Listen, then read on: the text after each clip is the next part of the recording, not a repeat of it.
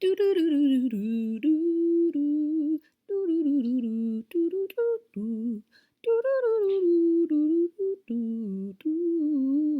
right, welcome back to Jadonna Live. I am so excited to have you all here. If you are new to the podcast, I will be doing an official relaunch soon in the fall with the whole new intro and blah, blah, blah. But for right now, I would just like to say welcome. We are a group of people focused on progress over perfection. I am not interested in anything but coming as I am, but still trying to be the best I can be in this life. Here you will hear a lot about community, self-love, and even how to tend for the environment in the best way that we possibly can. And I try to really focus on the things we can control on this podcast versus the things that we can't. And so I'm excited to have you here. And we are continuing a community theme that just kind of happened by happenstance, but I've been going with it and it has been working really, really well. So really excited for today as well, because it is episode number 50. I am so proud of that. Again, for those of you who are new, we started this podcast in 2023, but began being way more consistent last year. And so since then, been trying to crank out episodes weekly when I could, but that's not always possible, like last week and the week before. But we're just out here doing what makes sense. And I think something that I have been reminded of, even in just this past week, is that if this podcast does nothing else but encourage people to come as they are and encourage people to be true to who they are, because we have one life, and I swear to God, I'm so passionate about people just being who they were meant to be. If that's all you get away, all you take away from this episode and this podcast as you continue to listen, I count that as successful. So yeah, we are going to go ahead and jump right into our affirmation segment. And outside of that, let's move along. Now it is time for the affirmation segment. For those of you new to the podcast, I conduct an affirmation segment every episode where I invite you to repeat life-giving phrases out loud with the intention of impacting or ingraining them into your subconscious mind. I have done affirmations for a couple of years now, and I have found them extremely helpful, not just in massive things like childbirth, but also in smaller things like trying to pick up and adopt habits that really reflect the life you want. And so have been really excited to do affirmations on this podcast. Every episode, what I will do is I will recite the affirmation first, and then the second time I recite it, I encourage you to repeat it out loud with me. So let's go ahead and let's plant our feet on the ground, try to make contact. Let's go ahead and start being conscious of our breath. Let's take a deep breath through our nose. Release. Take another deep breath through our nose. Try to relax our shoulders and release the breath from our mouth. Let's take one more breath through our nose. And release. All right. I am still in this moment. I am still in this moment. I am present in this moment. I am present in this moment. I welcome clarity and direction. I welcome clarity and direction. I welcome new ideas and perspectives. I welcome new ideas and perspectives. I take action on my ideas. I take action on my ideas. I make time for myself. I make time for myself. I can access peace at any moment. I can access peace at any moment. I call in blessings and I call in clarity. I call in blessings and I call in clarity. I deepen relationships with the people around me. I deepen relationships with the people around me. If you want. I deepen my community. I deepen my community. I keep community building simple.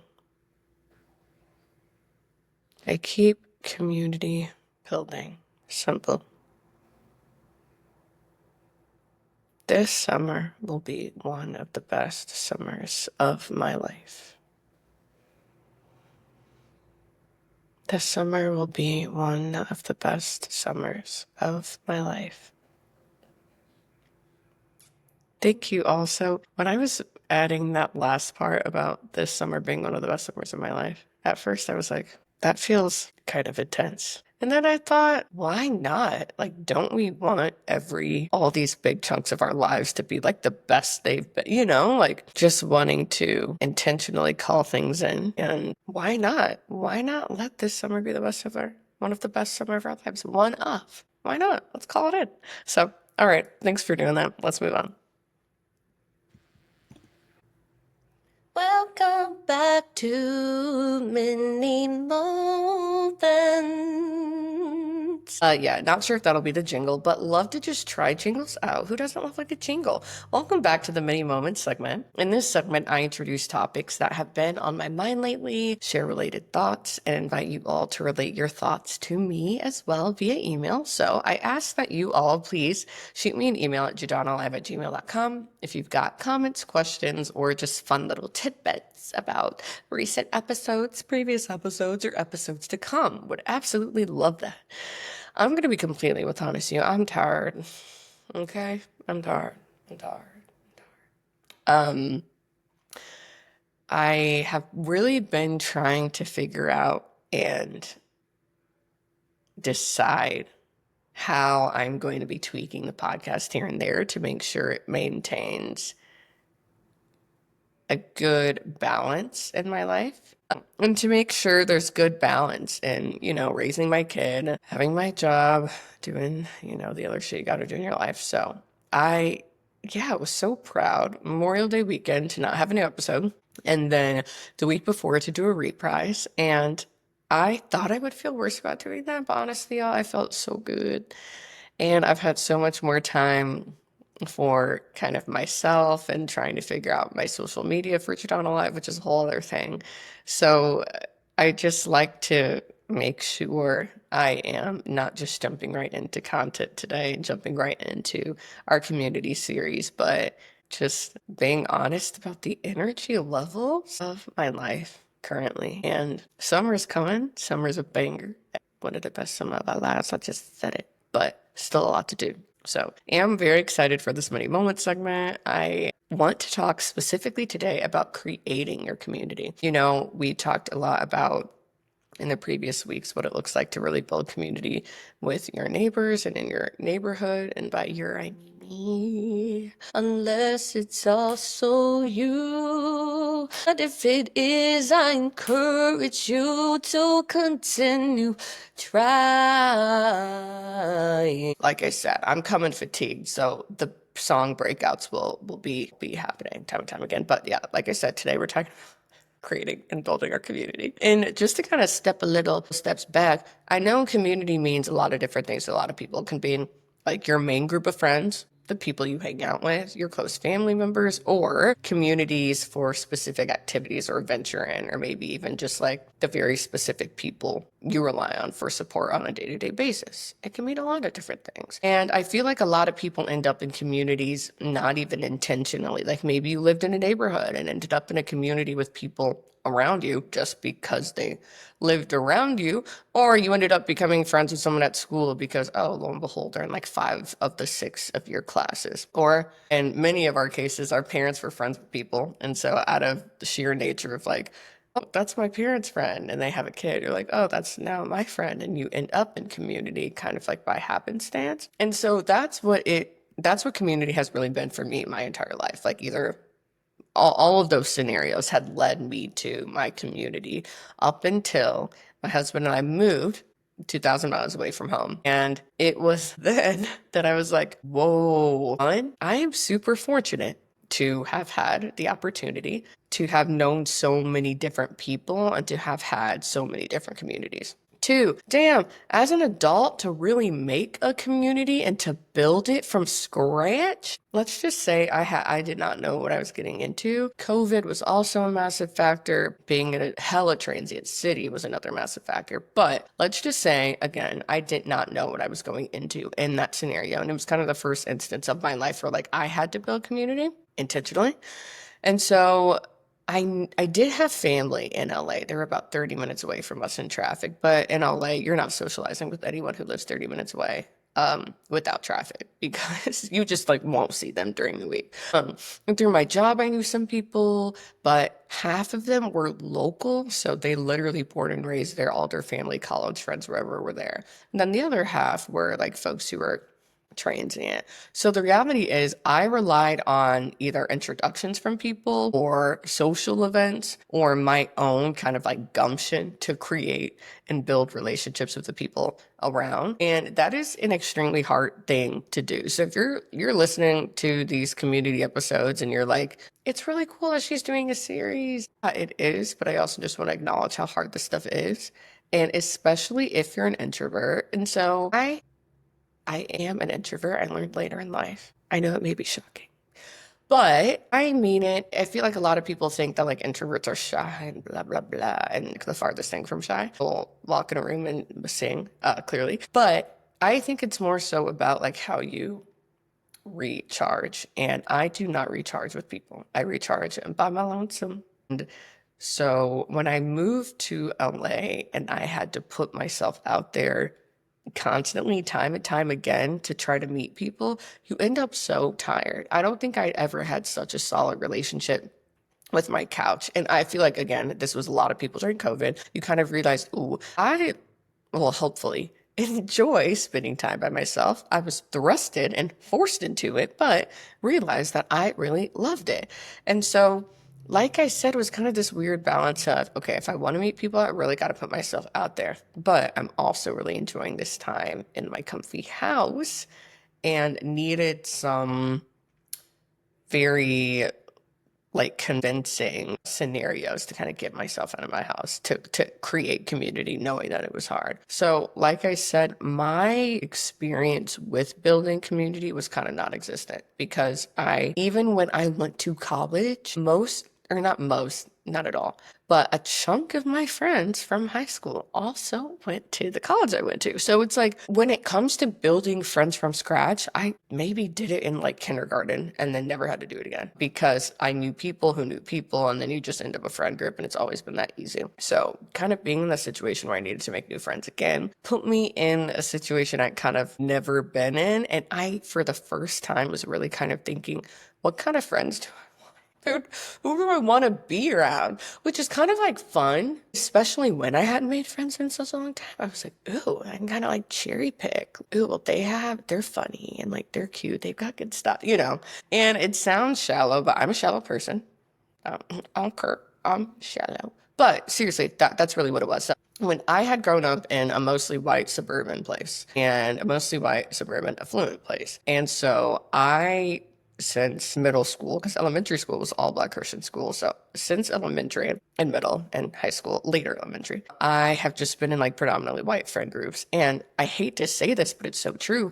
The Black people that were in my schools growing up, it's like we didn't want to be friends with each other almost. Like, not that there was any animosity or hatred, but it's like we knew that that was kind of the expectation and that we already stuck out. So at least in my experience and the classes and all the like kind of schools I was in, we weren't trying to be like besties with the other Black people around because we were all trying to like kind of fend for ourselves, which is so sickening in hindsight. And I'm so glad that's no longer the mindset, but I'm just being real, y'all. That's kind of how it was. So I ended up in high school transitioning with the friends I had from middle school, mostly white, same into college and even into early adulthood. So that's kind of what I was used to. So I moved out to LA and I was like, ooh, okay, I can build more relationships with folks of color, which again, not saying I didn't have any at all, but I'm just saying in terms of like my predominant friend groups, that's kind of how it was. So when moving out to LA, it was really just like nice to have new options of folks who were of color. And I really was kind of trying to focus on that when I was in LA. I wanted friends with and without kids, partnered people and non-partnered people, like queer and non-binary folks, and also just people I wasn't always around in Indiana. And so don't get me wrong, like the people I randomly met or worked with or just lived with or came across, I would still befriend like anyone who I just had good energy with. It wasn't like I was like, ooh, I like them, but they're no, it wasn't like that, obviously. Or maybe that wasn't obvious too. But I had the opportunity to build a community from scratch. And so that is kind of what I was focusing on. And so I really do overthink a lot of things in my life. So if you're like, gosh, would you think about community so intensely and specifically? Thanks. I don't know. My therapist told me one time that she really liked that I have a very self-examined life. And I've never been able to forget that compliment. Sujata, I love you. Um, I actually sent her the pod to listen to. So anyway, that was kind of the point is how can I make this intentional? How can I build these intentional friend groups with people that I'm interested in befriending? So I came across an article called How We Really Choose Our Friends in Psychology Today. And it was discussing how we choose friends. It talked about how friendships specifically require an investment. And I really want you to hold on to that word investment of both time and resources because we can only manage a limited number of friends at a time. So it also talks about how we are sometimes consciously tracking how many friends we have because we want to kind of keep that number in our comfort zone. And we are also sometimes consciously deciding what new people to kind of bring in or not bring in based on the energy that we actually have to maintain these in the long run. For any of you who just said, amen, amen, I totally get that. I am with you because until I read that article, I was like, I totally do that. I'm like, oh, these people are cool, but like, do I have the capacity? Can I do this? So we want to be obviously in relationships with people we can count on during the tough times. And again, I'm still in that Psychology Today article, but we also need to replace people sometimes who are not as desirable as maybe we assume they would be, maybe with like emotional depth or just the amount of money and time that they require in those specific relationships. But the big piece, again, the investment, again, keep that in your mind. A big piece in addition to the investment was just the chemistry. Overall chemistry. And I know a lot of people think about chemistry when it comes to their sexual and romantic relationships. But as you know, chemistry is just significant when it comes to any relationship that you have. Psychology Today, again, in this article, and I'll have it linked in the show notes, talked about chemistry as ease and flow in interacting, conversational turn taking, humor, confidence in reading emotions and intentions correctly, and that the 5 main factors that contribute to chemistry in a relationship are reciprocity with regards to openness and honesty. Ooh, okay. I was gonna just read them in a list. Okay. Let me do that. Okay. Reciprocity, honesty, and openness. Mutual interests, warmth, and being personable. Similar values and worldviews. And then physical attraction. Physical attraction. Even with your friends. I just want to say, going back to the shallow note I said a couple minutes ago, all my friends are cute. So does that mean I'm cute? That's all, whatever. Okay, so when it comes to picking your friends, another thing they said was compatibility not only matters when you're thinking of like a good friend for you, but you can't necessarily assume your compatibility with someone when you meet them early on. Like you can see like, oh, we have similar styles. They're at the same concert I like. So like we may have things in common, but that doesn't mean that you would have reciprocity when it comes to like honesty and openness or mutual interest outside of that, or the same kind of like warmth. It's not guaranteed. And so, yeah, just keep those in mind.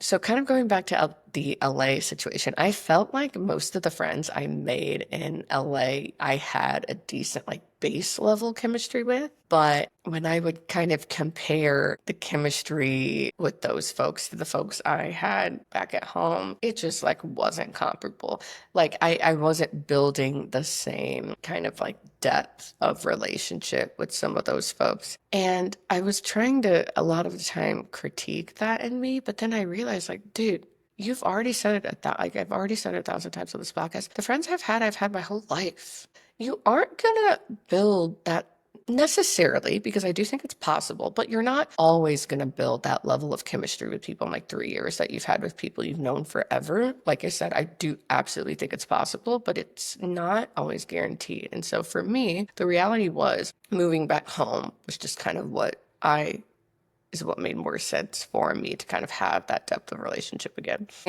But the thing with that I wasn't aware of is I moved from LA, or I moved from Indiana when I was like early 20s, moved back late 20s. Until you are through that stage of life, you do not realize how much change happens. You just don't. I'll speak for myself. I had no idea who I was in my early 20s would be like 180 from late. So even when I got back home, and I might be kind of jumping too far ahead, but even when I got back home, I didn't really realize that even the relationships with the people I was really close to, I didn't connect as easily to anymore. And a lot of the white friends I had, as we were getting older, I kind of realized like, oh, I knew we lived very different lives just because of like being different races in this country. But damn, the older you get, and as you're like having kids and deciding where to live and all these other, like your jobs, all these other significant factors, I'm like, dang, my friends cannot relate to my experience. Like my closest friends cannot relate to what it is like for me being a person of color in America and trying to go about this. And that's hard. That's hard. That's been hard. That's always hard. And so, yeah, it's just been a little hard. And so there was a woman quoted in the Psychology Today article that kind of talked about there's research showing that you thrive more when you have lots of different people to fill up various emotional needs. We know the saying, it takes a village. Usually we think about it when it comes to like raising children, but why not when it comes to just how we are existing here as a full person on this planet? And so for me, as I moved back home and as I was trying to like build relationships with the friends I've had before, and I kind of realized, okay, just like at the beginning of this episode where I said community can mean a lot of different things. So if my existing current community includes the people I've been friends with for like years and years and years, great. That can be one. But going back to Sandstrom's quote on having many people to fill up your various emotional needs can thrive more when there are more people. Sorry, I totally screwed that up. Research showing that you thrive more when you have lots of people to fill up various emotional needs. I have been kind of thinking, okay, well, if my group of friends here, in this scenario, fill up this emotional need, it is still okay. And like, I should absolutely go for seeking out other communities, especially communities of color, if they're not in my like close friend groups, to fill those other emotional needs. And another psychologist was kind of defining what community can be described as outside of maybe like your immediate kind of friendship relationship. And he defined it with the following criteria: membership, influence, integration, fulfillment of needs, and shared connection. Membership being just a sense of belonging. Influence. You feel like you're making a difference in the group and you feel like the group is making a difference to you. Integration and fulfillment of needs. Feel like your needs can be met by other people in this group. Shared emotional connection kind of sounds exactly how it is. You feel like you maybe share experiences, time, space, and history. And as these descriptors were happening, there was a very significant piece of this article that really stuck out to me when the article stated community is not friendship necessarily. Community is not necessarily friendship. David McMillan, the psychologist, described that friendship is an invested, dedicated, platonic relationship where people who are friends with each other are committed to the other's growth, well-being, support, and thriving. So again, I will repeat that because for me, that was like pretty interesting. Community is not necessarily friendship. How it differs. Friendship is an invested, dedicated, platonic relationship where people who are friends with each other are committed to the other's growth, well-being, support, and thriving. That was kind of insane to me because I have always conflated the two. Even in the recent episodes, I was saying, like, literally, I was like, yeah, doing this, like, game night, trying to make more friends, make more friends, make more friends, build friendships with the people in my neighborhood, which again, we'll kind of get to that. The guy speaks, David says, communities don't have necessarily similar affiliations or interests or shared experiences with each other, nor are they necessarily invested in each other's lives and well-being. That, and you can take it or leave it, but that is what he says about communities. Again, I'll repeat it. They don't necessarily have similar affiliations. The piece that really stuck out to me, though, they are not necessarily invested in each other's lives and well-being. So yes, finding and creating a community requires time and self-reflection, seeking out places to do activities maybe you wouldn't mind doing for a few hours, seeking out groups that can like create together. And again, this is all from that article. Communities typically start being built in small groups and can happen across age and background or ability. And if you're wanting to kind of build community, you can also show up consistently to the same place at the same time and adding value when you do show up. It talks about how people just seeing folks on a repeated basis can really help build camaraderie, just striking up a chat with someone and really resisting being like a wallflower, just kind of showing up somewhere and not showing what you can really bring to the table.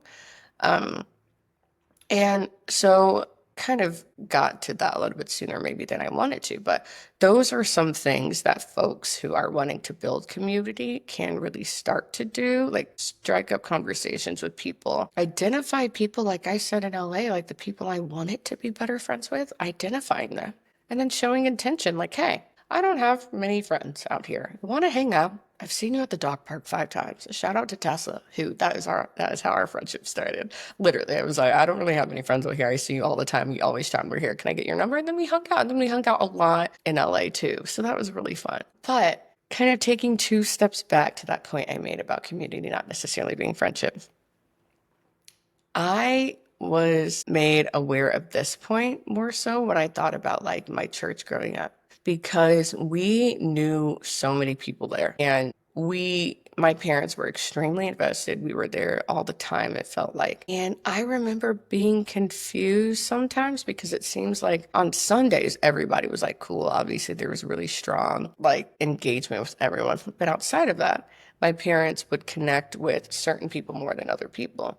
And there would be sometimes I was like, I feel like my parents wouldn't be friends with these people in real life. Like, no shade. But there are some people I was like, I didn't see the compatibility literally until I read this article and kind of took a couple steps back and realized, oh, my parents were in community with everyone in their church intensely. They were not friends with everybody. And it is possible, nay, important to, in my opinion, make that distinction. Why? Because the pressure of seeing everyone in your broader community as a friend could be so difficult. You do not, impossible. You don't have the capacity to have a mutual interest in what were those definers? A mutual interest in every single person. Where is that? Like you just don't have the amount of capacity to feel invested in every single person in your community. It's not possible. You cannot have a mutual interest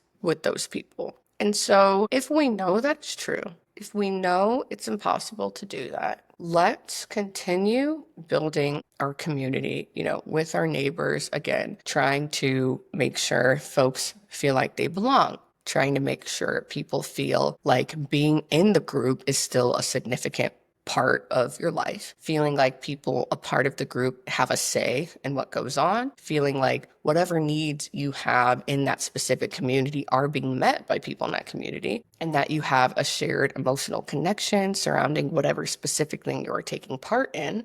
But when you are outside of that specific communal instance with those people, you do not need to feel the pressure to still be invested, dedicated, have a ton of chemistry in the growth and the thriving of that individual outside of when you're in that community. Something happens in my neighborhood and I don't know, need to text someone about whether they have power, bring them some food if they need it, water their plants when they're out of town, watch their kid here and there when they need. It is possible to do all that while also not being burdened by whether they are committed to me and my growth as a person. I love that. I love that realization. And I feel like that distinction can really help us as we embark on community in a lot of different ways, in a lot of different places, with a lot of different people. I say those people you've got that stellar chemistry with, that you are committed to their well-being, they're committed to your growth,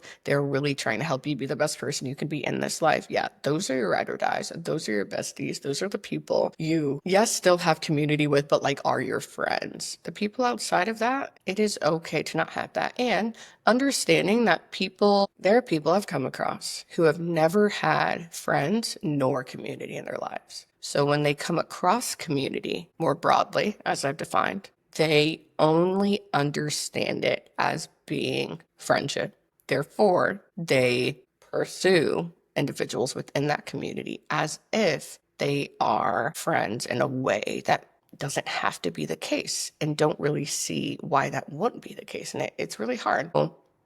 It can be tough to be in relationship with people who see community as friendship, as like, oh, they are, let's use church, for instance, just because that's what I'm familiar with. Oh, in this church setting, have, this faith in common. We're trying to like build it up with each other. We rely on each other. We volunteer together here and are kind of building that rapport in a specific location. Outside of that, I feel like we can still be besties, and like they really, not always, y'all. Sorry. And that's just a good thing to keep in mind. So I'm not going to keep beating a dead horse, planting the same seed. I don't know, we'll keep it cute.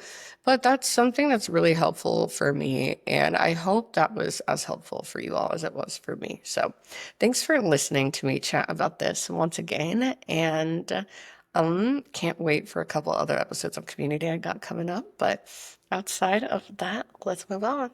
Thanks again for listening to another episode of Jadonna Live. Send me an email with your thoughts on building community, what that's been like for you, what it hasn't been like for you. And send it to jadonnalive@gmail.com. Would love to get your thoughts. I look forward to connecting. And in the meantime, I will chat with you all next week. Take it easy, breathe deeply, and keep doing what you do. I will catch you next week. Same place, same vibe. Bye.